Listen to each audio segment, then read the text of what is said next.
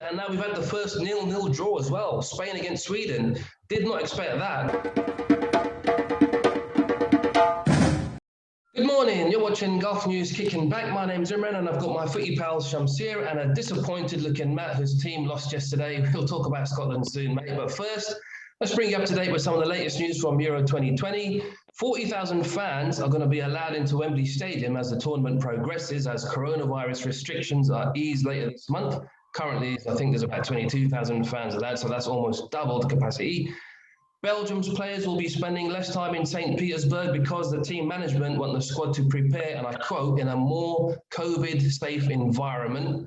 So they're obviously worried. And De Bruyne is back in training with the squad, so that's good news. And finally, Christian Eriksen has told his Denmark teammates to look forward to the game against Belgium on Thursday. So it sounds like he's doing a lot better now, which is great news. Right, let's talk about yesterday's game, starting with Scotland and Czech Republic. And Matt, the floor is yours, mate. Go on. Yeah, it was a little bit of the old and the new as far as Scotland is concerned. They went out and played great to start with, and then the old familiar failings came back, and they got bit in the bottom once again. Won by a fine goal just before half time. Against the run of play somewhat when it looked as though they were in the ascendancy. And then a freakish second goal from the halfway line that was Ronaldinho would have been proud of. It was just it was brilliantly finished. It really was. He looked up, he took his chance. Marshall was off his line, and yeah, he'll be living that down for a little while now. And then for some reason Scotland didn't collapse as we're used to them doing. They kept fighting and fighting right to the end. They had 19 shots on goal, which is insane for a team like Scotland, and also insane not to have at least scored one. But on another day, they would have won that match. But when you're Scottish, you don't get the breaks, and more often than not. And yeah, they had a good old luck of the Scots again. And yeah, a bit of an unfortunate day, all right. You could see the difference between a seasoned campaigner and someone who plays in a major tournament once in 2 decades. It was clearly evident because Scotland were rushing towards the things, whereas Czech were like methodologically doing it like very calm on the ball. But Scots were really rushing onto the thing. You can see the first half chance from Andy Robertson. He could have put Scotland ahead even in the first half itself, but he rushed to it. And it's also the question marks will be on Steve Clark team decision. I don't know why he started Dykes ahead of Che Adams. Che Adams had a decent season at Southampton, and you know we all know that Dykes' score conversion rate is not that great, but Che Adams would have given them something different. But yes, he brought him in the second half. But with that wonder goal, everything changed. It was outrageous. One of the best goals that I have seen in the tournament, and it could be the goal of the tournament. You can ask question marks on the keeper Marshall, but it was one outrageous kick. Even the golfers couldn't score that with the wind and everything, because the direction when you see in the picture, and if you tell someone, if you show that picture and ask someone that whether this went in, they can't say it because it was that good. It was a brilliant kick. Matt, you mentioned 19 chances. I mean, I think you started really well, especially in the early stages. You were up for it. It was a really good positive start. I mean, I think you were really unlucky. You missed plenty of opportunities, but you kept creating chances. I think, but the problem clearly was there was just no one there good enough to convert them. Yeah, absolutely. The class did tell as Shami just said there about experience over enthusiasm, and there's a gulf in class when it comes to an out and out class finisher for Scotland. You know, some teams have got them coming out with their ears, but Scotland are just crying out for one. They've got a lot of quality. They've got some good players in midfield. For once, they've got some great defenders. You know, that happens once in a generation. And ironically, at other times when we've had great strikers, we've had a really poor team behind them. Now it's the other way around, and we've just not got that clinical finisher that they were crying out for yesterday. Yeah, Shamsi, you mentioned Schick scoring that world-class goal, but I think if it was if Ronaldo or Messi had scored that, I think we'd be talking about it for years. But yes, I also think Marshall, he's got to take some blame for that. He was so far out of position. He was closer to the halfway line, I think, than he was to the 18-yard box. yeah, he was 35 yards away from the box. You know that was ridiculous. But he was not expecting that thing. It's yeah, you can share the blame on the keeper, but that shot was outrageous, man. It was like Ronaldinho-esque, like what Matty said, or Beckham-esque. We have seen Rooney does that. That was brilliant. That was absolutely brilliant. But like what Matt mentioned, if Che Adams would have started, I think it would have been a different scoreline, probably, because he is a seasoned footballer. He's a seasoned Premier League footballer who knows where the goal is. But whereas you know how Dykes is, he isn't good at converting the chances. And also for Clark not using the likes of Billy Gilmore in the midfield, it's absolutely criminal because the quality is evident. Yes, of course, they have McGinns and all the superstars in the midfield, but this kid is special. They should be using him, at least in the next game. Yeah, Robertson we know that he's a world-class left back. He showed his quality. He was trying to drive the team forward like he does for Liverpool. But I think you mentioned McGinn. He was being man-marked by Souček, and I think he did a really good job on him. So Souček and Alex Kral in that midfield was absolutely brilliant, man. That check, like I have mentioned, they played like a seasoned campaigners. They know what they were doing. They were patient enough. They were spamming in crosses. They were making all sort of uncertainties in that Scotland box. Even I was surprised the way that the Czech scored the first goal when Liam Cooper is so good. We know he's so good on the air, but that was a world-class header. People are not talking about that header because all attention is going to that wonder goal, but that header was equally good. Good point. That's a good point. That really was a good header. Matt, you're playing us on Friday. You've still got Croatia to come. And the good thing about this format is that, as we know, some third-place teams are going to advance to the last 16. So it's not all lost for Scotland. They've still got a chance. Unfortunately, I think that this game was their best chance to get 3 points, unfortunately. There's no chance we'll get anything at Wembley, which means that we'll be hoping to get the finishing boots on against Croatia, because we'll get chances against them, but they are still, to me, a level up from the Czech Republic. So yeah, we could be the team that has 0 points. Oh, as usual. But there are some positivity in that Scotland performance, like Matty mentioned earlier. They create a lot of chances, which is so unlike of Scotland. And and even after going 2-0 down, it was pretty confident performance from them. It was just unlucky, man. That's it. Yeah, it really was. On another day, I mean, this could have been a totally different scoreline. The amount of chances they create lots of chances, but they didn't let the heads drop. They kept coming at them, which was a real positive to have. And I think it just makes the game on Friday against us, it's going to be even more interesting now because there's so much more to play for. I don't write them off. I still think Scotland, like I thought they would do, is probably finish third. As long as they get a decent goal difference in, they could still advance. Right, let's move on to the next one. We had Poland against Slovakia. It was the first upset of the tournament, with Slovakia winning 2-1. Poland found this one really hard they just found it hard to get going. Lewandowski, he had to come deep to get the ball, and he didn't have enough service. And in the end, it was a pretty frustrating game for him, wasn't it? Yeah, it was one of those days that I tipped him to have a great game, and then he'll go flying and score goals for fun. So he obviously heard us and decided he was going to have a bad game. Obviously, going down to 10 men didn't help the Poles, but I hope you're not going to ask me to pronounce half of these names, by the way. On either side,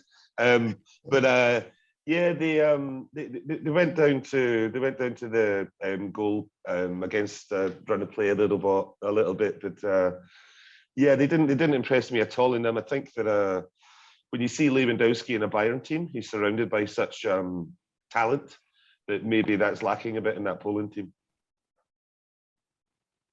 Like I have said, like I've mentioned in previous previews and everything, this game was also won in the midfield. The veteran Hamsik and Dudos were brilliant in that midfield for Slovaks, whereas Matthias Klik and all others for Poland, it was non-existent. So that was a huge difference. And when you look at the second half, Poland started really well. They scored in the early minute itself, but then you have seen that absolute suicidal moment from Krychowiak, who is a seasoned footballer who has played for PSGs and West Bromwich Albion. That was suicidal. He shouldn't have made that. That red card cost Poland the game because they were right on top of the game and he got that red card, the second yellow card. Even the first yellow card was avoidable and the second one was absolutely suicidal. He definitely let his team down, but just getting into the tournament, Poland's form hasn't been really great. I think they've played 5 games this year. They've only won 1 time, and that was against Andorra. So I mean, they've really not been tested. But you're right, they got themselves back on level terms really quickly in the second half. In fact, I missed it. I was making a cup of tea and I came back and it was 1-1. It was, I think, Miletti who got the goal. But then Slovakia went back in front through, I think, Skriniar, is that how you say? I think that's just Skriniar. Skriniar, man. He deserved it. I mean, he had a solid game at the back, and then, but his finish, I mean, he's a superb first touch and a lovely goal. I think Lewandowski would have been proud of that one. Exactly. What an outstanding first touch for that goal. Milan Skriniar of Inter Milan scored an absolute peach of a goal, which even all the strikers in the world would be proud of. Like you have mentioned, his counterpart Lewandowski would be looking at that and said, "Wow, that is an amazing strike." And he had a great game, and it's a pride moment for all the Slovaks. Mm-hmm. The great thing about these tournaments, as well as for all the superstar moments and sensational goals, we unearth new talents that we'd never heard of from other parts around Europe. And I think that we might see a couple of guys from the Slovak team beginning to make a name for themselves and get themselves on a few shopping lists over the summer. Yeah, I think you're right. That normally tends to happen as the tournament progresses. There's always a couple of standout players that you never really thought about, and they actually take the tournament by storm. But I think we just get back to that Poland. They were really forcing it. I mean, every single pass they were looking for Lewandowski. There didn't seem to be a plan B. I mean, there's got to be more to come from them. They can't just keep relying on him to get them out of jail. There was no cohesion. There was no absolute cohesion. Like I've mentioned, the midfield was non-existent. So without that, but in the second half, he did the right thing. The coach, he is a man of experimentation, because I think he came recently in January and he started experimenting a lot, which didn't help the team either. But the right thing he made was he asked them to move 10 yards up the pitch, even the midfield and the defense, which actually returned profit. But the thing is that Krychowiak moment completely spoiled everything for them. Absolutely. Yeah, that was the moment that changed the game. When you're playing with 10 men, when you're chasing the game, especially, you leave yourself open at the back. And in the end, I mean, it was still a surprising result. I still fancied Poland just to nick this one. But yeah, I guess that you could say that is the first upset. And now we've had the first 0-0 draw as well. Spain against Sweden. Did not expect that. The first half, I mean, you could see what Sweden was going to do. They were going to get behind the ball and just make life difficult for Spain. But it was one of life mysteries how this one stayed 0-0. There was tons of chances in this game.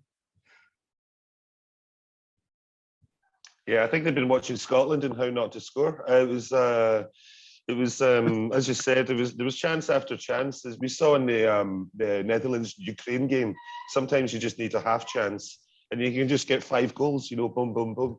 This was like the opposite. No matter what they tried to do, it just wasn't falling for either team. And I think that both of them would probably have settled for a draw, given the fact of the chance that they could easily have lost 2 or 3 goals in that game. So the Spanish side, reminiscent of the old, they were good in the first and second phase of the pitch, but on the third phase, they're absolutely calamitous, man. With Alvaro Morata up front, the amount of chances that he misses, the sitters that he misses, and the amount of times that he goes offside and he kills the attack for Spain, it's absolutely mental, So this was expected by me, and it's boring to watch Spain. You can see, yes, they created like they created chances. Like they had only like 5 shots on target with all the possession they had. They had like 85% possession of the football, and they were bringing passes everywhere. Like it was more than 800 passes, and with all those things, with all those stats, they created just 5 shots on target. Olsen was in good form, but that's not good enough for a Spanish side to progress well in the tournament. And the problems were clear from the attacking perspective. Like I've mentioned, Alvaro Morata doesn't fancy scoring football, or doesn't fancy scoring goals. And there is someone like Gerard Moreno on the bench who had a stellar season at Villarreal, and he even won the Europa League for them, and he scored tons of goals in the Spanish league. But he's not getting his chances. But he got his chances towards the end of the game. But that's not enough. He should be starting the game for them, because Morata he is going to miss sitters. He is going to miss sitters. You can't rely on him. Yeah, Sweden were quite well organised. They frustrated Spain. They were sitting deep and they looked happy just to defend, and they weren't really offering too much going forward. But they nearly stole the game when Isaac's shot was deflected onto the post in the first half, and then somehow in the second half, how did Berg miss that from 2 yards out? I mean, he should have scored. I don't know how he's put that over. Well, again, as you said, on another day, that could have really hurt Spain. Because they failed to take their chances. Obviously, Shamsir really is a massive fan there of Morata, but you've got to agree though that that could have been really costly for them. They could have found themselves on the losing end there, because they failed to take their own chances and kill off the game themselves. And we all know how quickly a game can change, and it just takes one moment. And as you said, Berg could have had that moment had he not, I don't know, deer in the headlights, shall we say, because he didn't know what to do with it. Like what you guys have mentioned about the young players and the unknown players coming into the tournament, Alexander Isak is one of them. He showed to the world that he's so good at being a lone striker. He had hardly anything to do in the first half, but then one moment came to him and he showed with his footwork, amazing technique abilities, he almost scored for Swedes. And in the second half, like Imran mentioned, the Bergs missed, but it was created by Alexander Isak.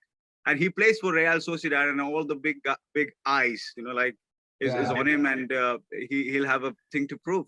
So Swedes were lucky. They were very organized, and they had a plan in place against the Spanish side. They know that Spanish side is going to pass left, right, and center. And you know how the Spanish side used to be. They used to kill with 1,000 cuts. Now they tickle you with 1,000 feathers. I just go back to Isaac. I mean, as soon as he, I don't know why they took him off in the first place. He wasn't injured. He wasn't looking tired. He was the main threat, like you say, Shamsir. As soon as he went off, that was it for Sweden. They literally just got 2 banks of 4 behind the ball. And okay, they left a couple of guys up front, but that was it for them. For the last half hour, Spain really came onto them, but there was just no cutting edge. And yeah, you're right, Olsen had a good game. He made some really important saves in the end, but still, it's surprising to see this one finish goalless with just the amount of chances that were created. Yeah, I agree. It was it was a case of Sweden maybe just deciding that. You know what, we've run our luck long enough here. Let's just try and park the bus and kill the game now and get away with a point, because on another day, Spain will probably be beating us. So let's take the point where we can, and that's why they sat back after that. Yeah, they came with a plan and they executed well. That's it. Yeah, it was a well-earned point in the end. Yeah, they'll probably take that. Right, let's move on to Group F, the group of death, as they call it, starting with Hungary against Portugal. How do we see that one going? That's the first kickoff today. I'm sure you can take that one so far. Hungary, for many of us, it will be an unknown team, but they have had a good playoff, and they had a good qualification rounds. But they'll be missing their main striker. What was his name? Is Szoboszlai of RB Leipzig. He scored in the playoff final for them, but he'll be a huge miss for Hungary. But like everyone is writing them off. That is the moment that these guys can turn up, and without any pressure they can perform well. But when you look at that Portugal side, oh my God, the squad strength they have is as good as a French squad. they have talents all over the pitch. But the latest news about Cancelo missing out on COVID is going to be a miss for Portugal, because that's one area they'll be having shortened. Like they have players like Semedo's and Cedric Soares, but not good enough like Cancelo's quality. So other than that, I think Portugal should win that game. But we have seen in the 2016 Euros that the game ended in a draw. But eventually Portugal winning the Euros. The game started in a draw. I think we're going to see quite a few games in this one. You mentioned Cancelo being out and all the other injuries from COVID and everything. And like you say, when you look at the Portugal team, aside from obviously Ronaldo, you've got Fernandes there, who's going to be pulling all the strings in the midfield. Another player who I really like, I think he's done really well from his step up from Wolves last season to Liverpool, is Diego Jota. If he starts, he'll be providing lots of cutting edge for them. And I'm going to go for a high-scoring Portugal win here. I think 3-2. I can see 5 goals in this one. Predictions? Wow. What do you think? 3-2. That's a bit ambitious, but I think maybe you might be right with 5 goals, but I think it'll be more like 4-1. For me, Fernando Santos is Portugal. By the way, I mean for Portugal, not Hungary. For me, Fernando Santos is a very pragmatic manager. With all the attacking talents that he possesses, he still plays a pragmatic football. He's primarily focusing on not losing the match.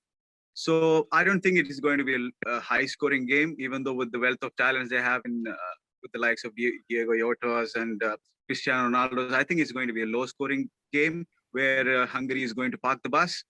It'll be on Portugal to see how they can break them down. So it could be like 1-0 or a 0-0. All right, we shall wait and see how that one goes. And the one that we're all waiting for, obviously, is the big one of the tournament, France against Germany.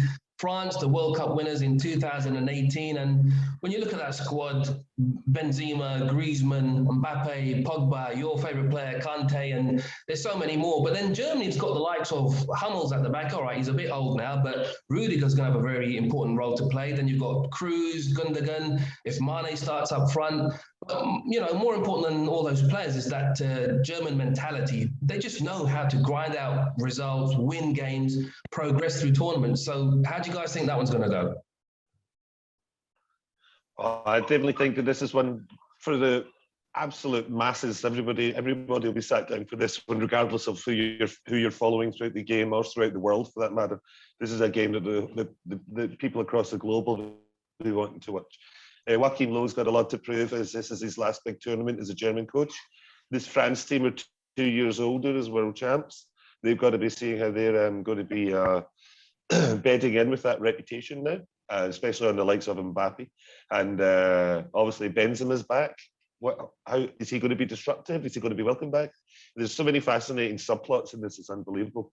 And then there's just the old guard of Germany, as you said, Hummels, Müller, how are these guys going to be faring against and keeping up with these much younger talents that we're now seeing coming through in this France team that really burst onto the scene the past few years?